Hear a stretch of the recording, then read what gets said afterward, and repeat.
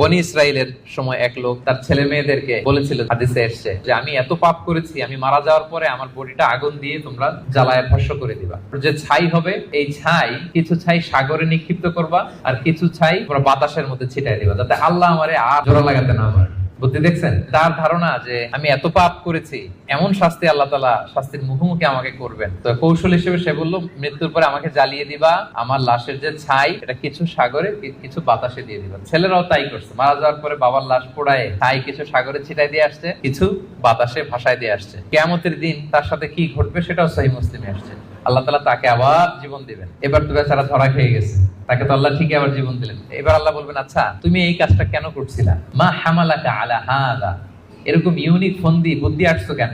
লাশ পোড়ায় তোমার লাশ কিছু সাগরে দিবে ছাই, কিছু দিবে বাতাসে ভাসায় কেন?